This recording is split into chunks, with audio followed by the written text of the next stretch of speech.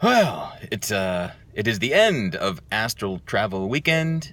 Day 2 was Advanced Astral Travel, and that has just completed. And yeah, let's see. So we did 3 full journeys, each kind of launched in a different way to leave our bodies. And then there were a couple meditations in it as well. And there was one thing we didn't get enough time to do. But so the first full journey. For me, it was just like this deep relaxation thing. I wasn't conscious of anything. I wasn't aware of anything happening or going somewhere.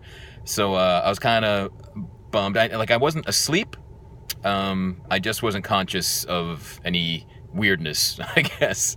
So as we went around, I shared that. Jordan said if I wanted to make the intention the next time that I am aware and conscious of what's being healed. So I did that, and it worked. And we'll see if I can't talk about it, I'll write it up. But so I asked to see what I've been healing, and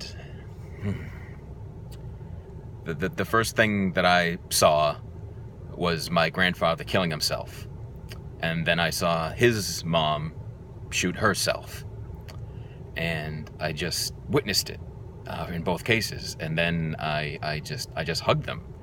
And it was this amazing, just exhale like that. Amazing relief and gratitude and forgiveness and just a peaceful feeling.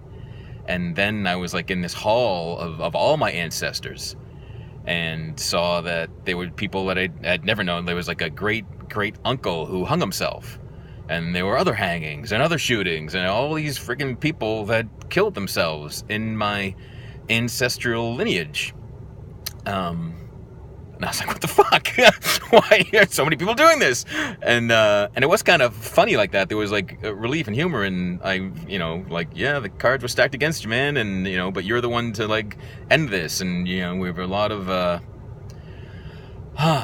people kind of giving up and wanting to quit on life and wanting to leave, but that's not your role. That's not what you're hearing about. And so going through that, and then at one point, someone in the back of my ancestral hall yelled out, and some of us are just drunks, and and it was Ulysses S. Grant.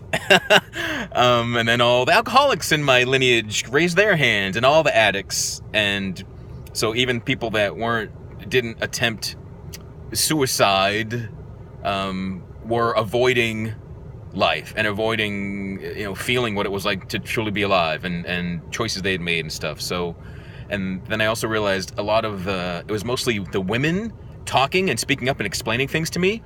And then my great grandfather, who I did know, he said that well, yeah, we're men, Andy. We're all stuffed up and stuffed down and shut up, and that's why you're here to break that tradition as well. So that was neat. That felt like it was like kind of this nod to Real Men Feel, the podcast that I do, and to stupid videos like this where I ramble on. So I was bawling during this experience, but I'm not now. So that's that's what tells me there was truly was this amazing healing, because I feel fine. I can talk about this without any kind of emotional residue or reaction. So that went on for a while, and I noticed that other people that had died. I have an aunt that was murdered. She showed up. I have other people, other family members who have died in my lifetime were all gathering, and so I talked to my gram and my great grandmother, but anyway, I realized that my dad isn't there, and he died like 9 months ago. So I asked, like, well, where's he? And I went to a different place where there's a better term for it, but I'll say the freshly dead are, and there were different levels. So all my ancestors that have died eons ago and years ago were in this one level of ancestral hall, and my dad and my stepmother and my stepfather were all in another place, not as, I don't know, as highly ascended dimensionally, or not have going through all the whatever unpacking, your soul, your personality, whatever you want to call it, whatever it goes through. So I did find my dad, and we, had an exchange of whatever the hell exchange is in the astral plane. And then his dog died just a week before he died.